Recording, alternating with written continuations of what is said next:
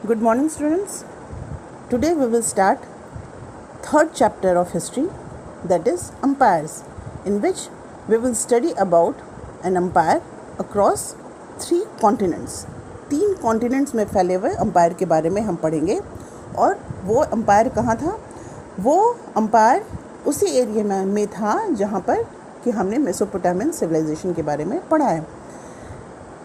Over the 2 millennia that followed the establishment of Empire of Mesopotamia, various attempts at empire building took place across the region and in the area to the west and east of it. Mesopotamia के establishment के 2000 साल बाद बहुत सारे attempts हुए different empires के establishment को लेकर। उस पूरे एरिया में डिफरेंट एम्पायर्स जो हैं वो इस्टेब्लिश हुए और उनका जो एरिया था वो वेस्ट से लेकर ईस्ट तक फैला हुआ था। By the 6th century BC, Iranians had established control over the major part of Assyrian Empire. Assyrian Empire आपको याद है ना, हम मेसोपोटामिया जब पढ़ रहे थे तो हमने पढ़ा कि सुमेरियन के बाद असीरियंस आए थे और असीरियन का जो वो पूरा एम्पायर था वहाँ पर 6th century BC में इरानियंस जो थे उन्होंने असीरियन के उस पूरे साम्राज्य को अपने कंट्रोल में ले लिया। Networks of trade developed overland as well as along the coast of Mediterranean Sea, और इस एरिया में ट्रेड जो था वो दूर दूर तक फैल गया और साथ ही साथ मेडिटेरेनियन सी का जो कोस्टल एरिया था उसके साथ के एरिया में भी जो ट्रेड था वो डेवलप हो गया। मतलब असीरियन एम्पायर को जब अक्वायर किया इरानियंस ने तो फिर वहाँ पर उनके साथ उनका ट्रेड रिलेशनशिप भी बिल्डअप हुआ। In the eastern Mesopotamian Greek city and their colonies benefited from improvement in trade that were the result of these changes। और जो ईस्टर्न मेडिटेरेनियन एरिया था और जो ग्रीक का जो एरिया था वहाँ के शहरों के लोगों को बहुत ज़्यादा फ़ायदा हुआ इस ट्रेड रिलेशनशिप की वजह से। और ये ट्रेड रिलेशनशिप कैसे इस्टेब्लिश हुआ? ये सारे जो चेंजेस हुए, जो इरानियंस ने जो अपना कंट्रोल इस्टेब्लिश किया असीरियंस पर, उसके थ्रू ये जो चेंजेस हुए और उसके बाद ट्रेड रिलेशनशिप इस्टेब्लिश हुआ और उससे वहाँ के लोगों को बहुत ज़्यादा फ़ायदा हुआ।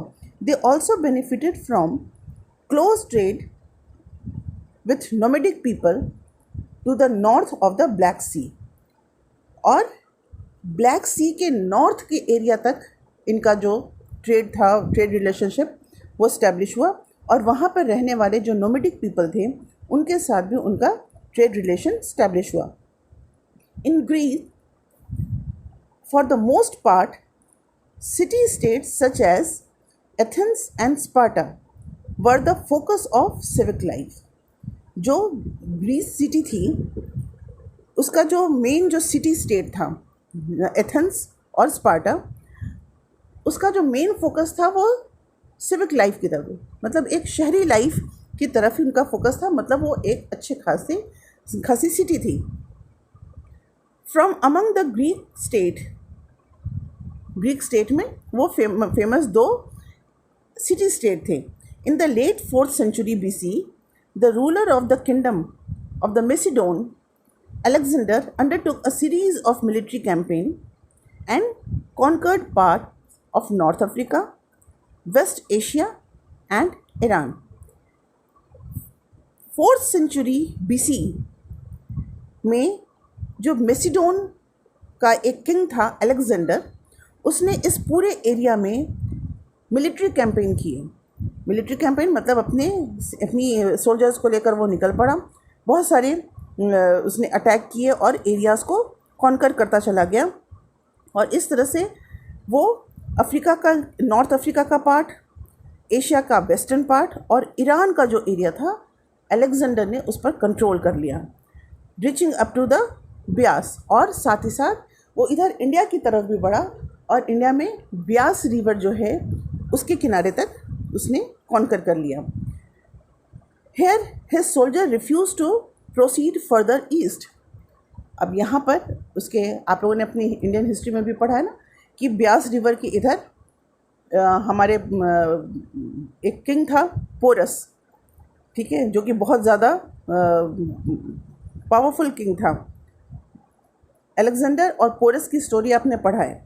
उसके बाद वो आगे इधर ईस्ट की तरफ बढ़ने को उसने मना कर दिया, क्योंकि उसके जो सोल्जर्स थे वो थक भी गए थे, और प्लस इंडिया में जो मगध एम्पायर था वो बहुत ज़्यादा स्ट्रॉन्ग था, और इसलिए अलेक्जेंडर ने अपने सोल्जर्स को वापस मुड़ने को कह दिया। लेकिन उसके बहुत सारे जो सोल्जर्स थे वो उसी एरिया में जो थे वो रह गए, वहीं पर बस गए। Through out the area under Alexander's control, ideals and cultural traditions were shared among the Greek and the local population. जब वहाँ पे बहुत सारे जो ग्रीक थे वो वहीं पर जब बस गए, वहीं पर रह गए, और साथ ही साथ जो इतने बड़े एरिया को जिसको कि अलेक्जेंडर ने कॉन्कर किया था, तो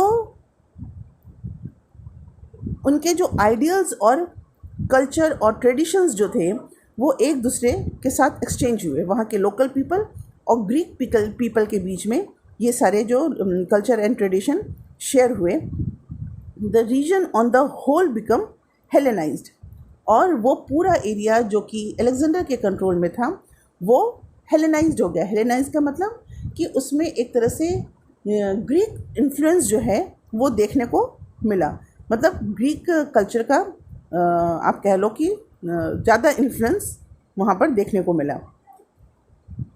Greek became a well known language through out, और पूरे उस एरिया में ग्रीक लैंग्वेज जो था वो वेल नोन लैंग्वेज बन गया। The political unity of Alexander's empire disintegrated quickly after his death.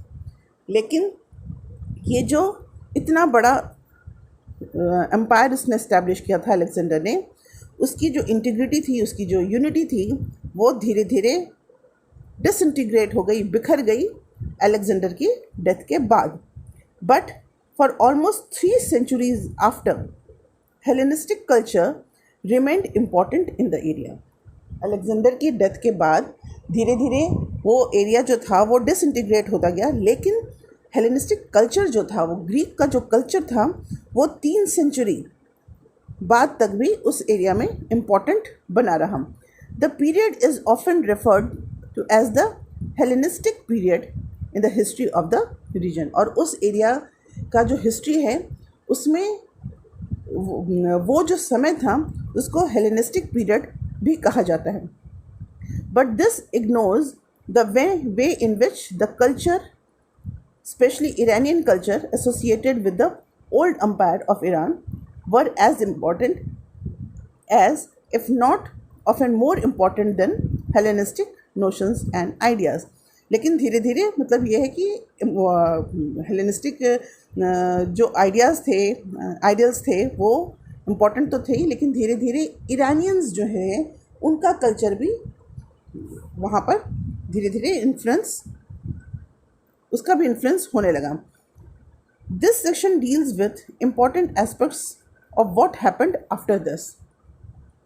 Small but well organized military forces of the central Italian city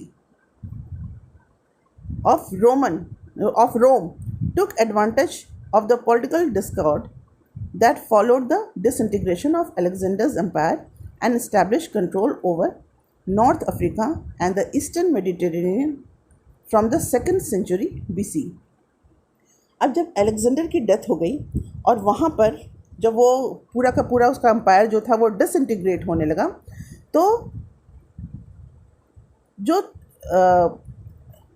Italian city, रोम की जो सेंट्रल इटालियन सिटी थी, उसके soldiers, हालांकि वो छोटी military थी लेकिन वेल ऑर्गेनाइज्ड मिलिट्री फोर्स थी, उसने उन सारे एरिया को जहाँ पर कि पॉलिटिकल डिस्कॉर्ड था, जहाँ पर कॉन्फ्लिक्ट थे, उनको अपने कंट्रोल में करना शुरू किया, और नॉर्थ अफ्रीका और ईस्टर्न मेडिटेरेनियन एरिया को उसने अपने कंट्रोल में कर लिया 2nd century BC तक।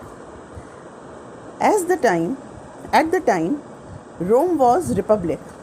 ठीक है, देखो रोमन जो सिटी थी ना, रोमन सिटी रिपब्लिक, उस समय जब रोमन सिटी जो इटालियन सिटी था, उसने जब अलेक्जेंडर के एरियाज़ को कंट्रोल करना शुरू किया, उस समय की ये बात बता रहे हैं कि उस वक्त जो रोम था वो एक रिपब्लिक था. Government was based on a complex system of election, और वहाँ पे जो गवर्नमेंट चुनी जाती थी वो बड़े ही इलेक्शन के कॉम्प्लेक्स सिस्टम के द्वारा चुनी जाती थी.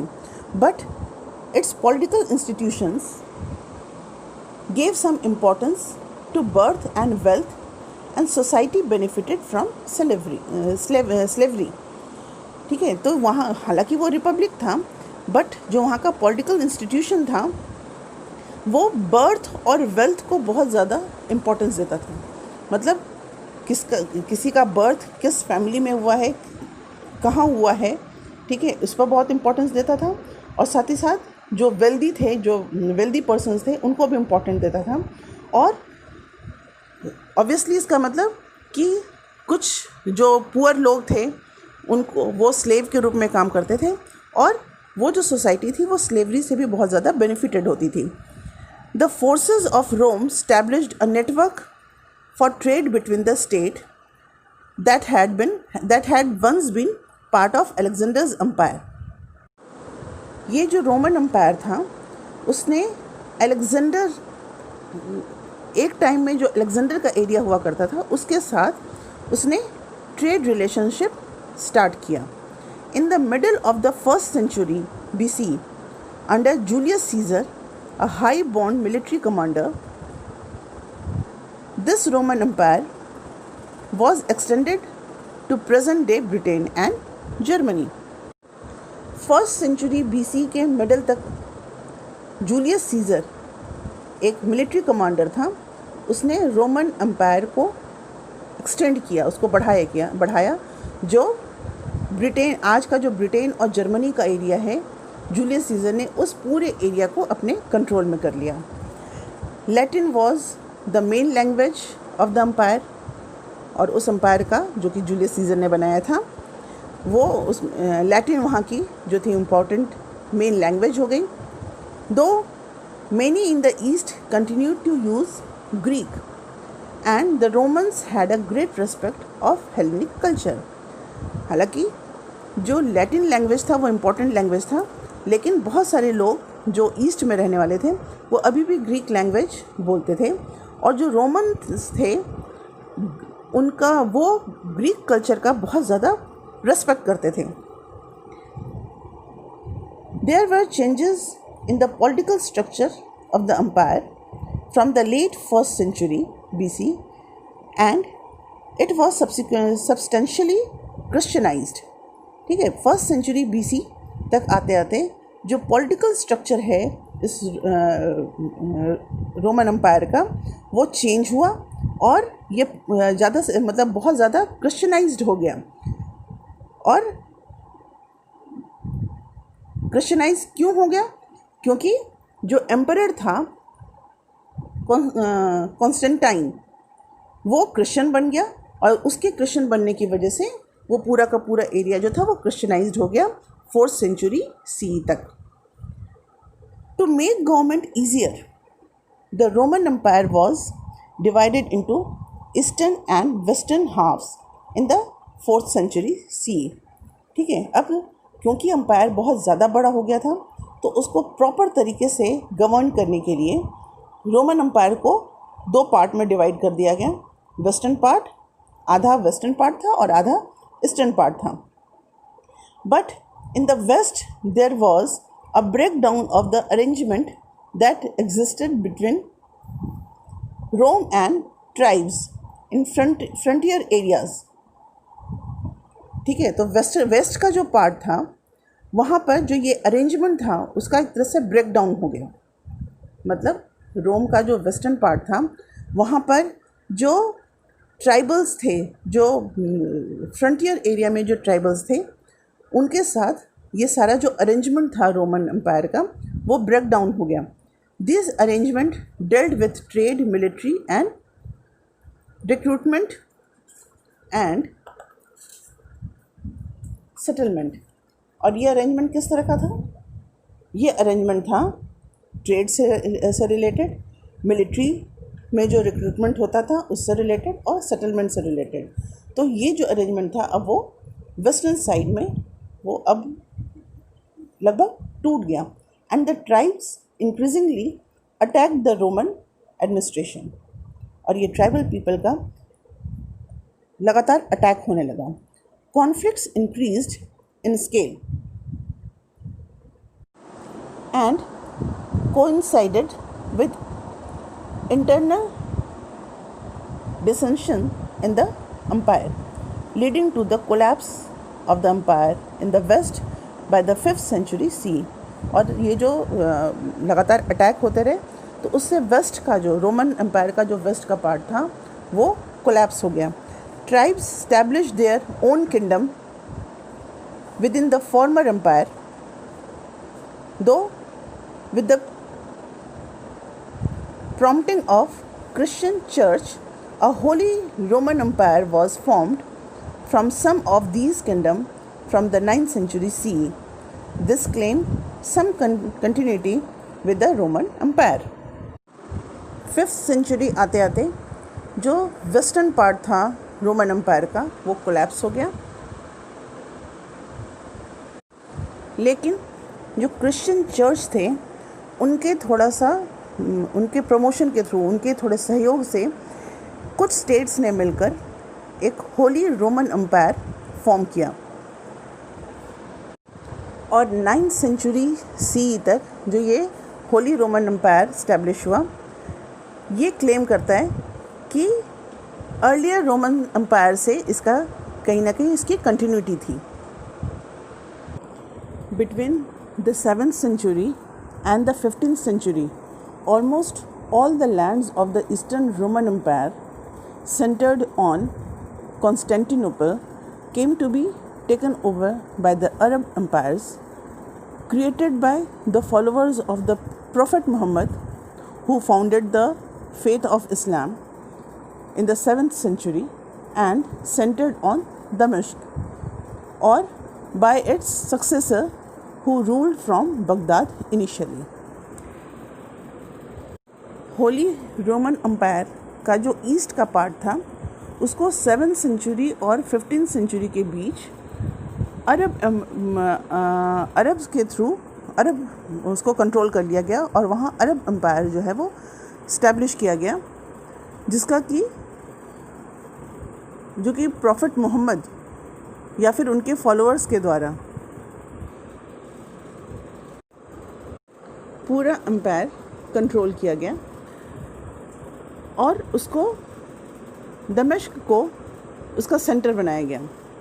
या फिर ये भी माना जाता है कि प्रॉफिट मोहम्मद के जो सक्सेसर हैं जिन्होंने इनिशियली बगदाद में रूल किया था, उन लोगों ने उस एरिया को मतलब होली रोमन एम्पायर के ईस्टर्न पार्ट को कंट्रोल कर लिया 7th सेंचुरी से 15th सेंचुरी के बीच। There was a close interaction between Greek and Islamic traditions in the region. और उस एरिया में इस्लामिक और ग्रीक ट्रेडिशन के बीच में काफ़ी क्लोज इंटरेक्शन था।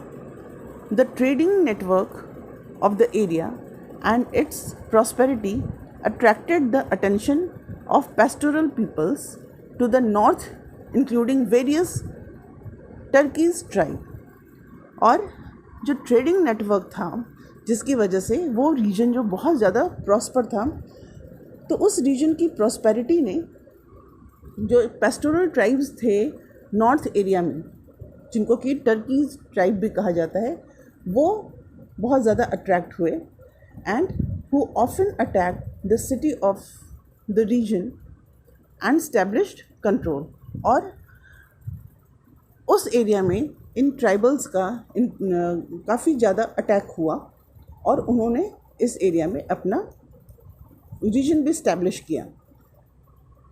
The last of these people to attack the area and attempt to control it were the Mongols under Genghis Khan and his successors, who moved into West Asia, Europe, Central Asia and China in the 13th century.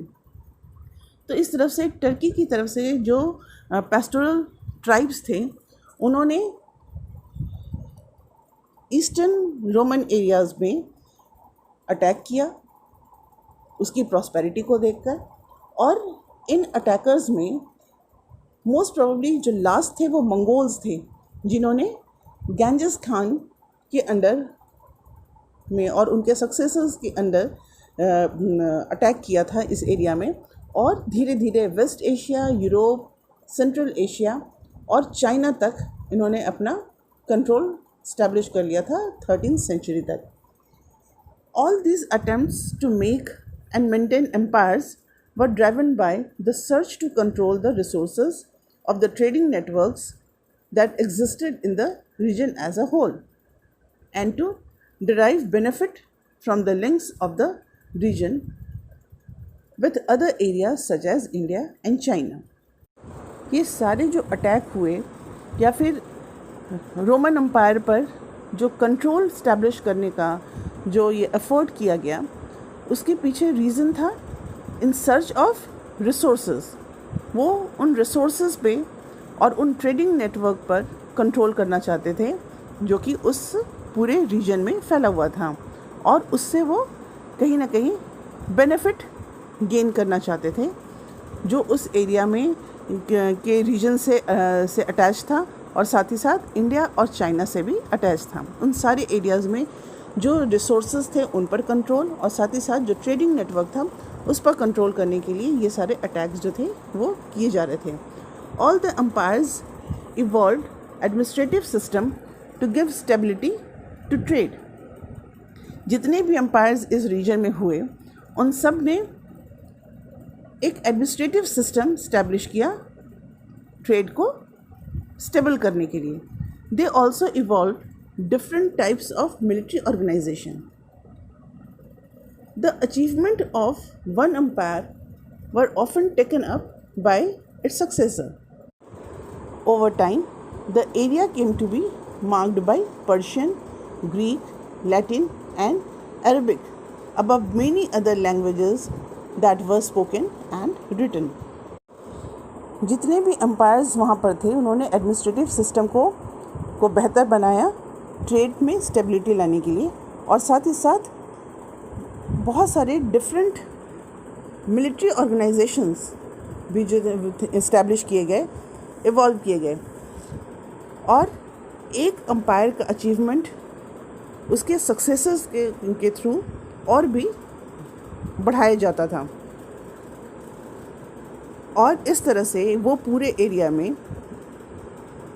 Persian, Greek, Latin और Arabic languages जो थे, इतनी तरह की languages बोले और लिखे जाने लगे.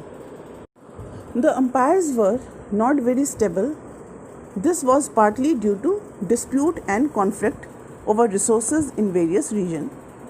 It was also due to the crisis that developed in relations between empires and pastoral people to the north, from whom empires derived support both for their trade and to provide them with labor for production of manufactures and for their armies. इस reason में जितने भी empires थे, empires establish हुए, वो बहुत ज़्यादा stable नहीं रहे, और इसके पीछे रीज़न तो ये है कि इस एरिया में जो रिसोर्सेज को लेके जो कॉन्फ्लिक्ट और जो डिस्प्यूट्स थे उनकी वजह से एम्पायर्स स्टेबल नहीं हो पाते थे, और साथ ही साथ इस एरिया में जो एम्पायर्स और पेस्टोरल पीपल के बीच जो रिलेशन डेवलप होना चाहिए था, उस तरह का रिलेशन डेवलप नहीं हो पाता था, क्योंकि एम्पायर्स और पेस्टोरल पीपल के बीच में कुछ क्राइसिस था. क्राइसिस इस तरह से कि एम्पायर्स इन पेस्टोरल पीपल से सपोर्ट लेते थे. सपोर्ट किस लिए? अपने ट्रेड के लिए, और जो भी प्रोडक्शन या मैन्युफैक्चरिंग होती थी उसमें एज अ लेबर काम करने के लिए या फिर अपनी आर्मीज़ के लिए कई बार उनसे सपोर्ट लेते थे। It is worth noting that not all empires were city centric, ठीक है। और ये इसमें जितने भी एम्पायर्स जो इस्टेब्लिश हुए वो सारे के सारे सिटी सेंट्रिक नहीं थे, मतलब वो उनका जो मेन सेंटर था वो सिटी नहीं था। The Mongol empire of Genghis Khan and his successor is a good example of how an empire could be maintained by pastoral people for a long time and with success। और इस area में empires तो stable नहीं हुए, लेकिन जो Mongol empires जो था जो कि गेंजिस खान ने और उनके सक्सेसर ने इस एरिया में अपना मेंटेन किया था, वो एक सबसे अच्छा एग्जाम्पल है कि किस तरह से पेस्टोरल पीपल को अपने सपोर्ट में लेकर, अपने कॉन्फिडेंस में लेकर लॉन्ग टाइम के लिए उन्होंने एम्पायर को मेंटेन किया। Religions that appeal to people of different ethnic origins who often spoke different languages were important in the making of large empires. Religions that appeal to people of different ethnic groups who often spoke different languages were important in the making of large empires. Means जो religion different language बोलने वाले जो ethnic people हैं, जो उस area के जो ethnic origins जो थे, उनको जिस रिलीजन ने अपील किया वो उसी रिलीजन को फॉलो करने लगे और इस वजह से वो एम्पायर जो था वहाँ पर लंबे समय तक इस्टेब्लिश हुआ। और इसको हम ये देखते हैं कि इसका एग्जाम्पल हम ये देखते हैं कि क्रिश्चियनिटी, जैसे रोमन एम्पायर जो था वहाँ पर जो क्रिश्चियनिटी ने लोगों को अपील किया और इसलिए रोमन एम्पायर इतने लंबे ड्यूरेशन तक रहा। और उसके बाद फिर हम देखते हैं इस्लाम, पर्शियन और फर्स्ट सेंचुरी में, और उसके बाद इस्लाम जो था 7th सेंचुरी सी में, इसने वहाँ के लोगों को अपील किया, जिसकी वजह से वो एम्पायर काफ़ी लंबे टाइम तक इस्टेब्लिश हुआ। तो ये तो हमने डिस्कस किया उन सारे एम्पायर्स के बारे में जिनको कि हम आगे डिटेल में पढ़ने वाले हैं। हमने एक ओवरव्यू लिया कि कौन कौन से एम्पायर्स के बारे में हम इस यूनिट 2 में पढ़ने वाले हैं। और मेसोपोटामिया सिविलाइजेशन के बाद जो 2 मिलेनियम का जो टाइम था, उसमें जो डिफरेंट एम्पायर्स स्टैब्लिश हुए उस रीजन में, हमने उसको देखा और अब हम आगे उसको डिटेल में करेंगे। और उसके लिए आप मेरी नेक्स्ट वीडियो देखिए।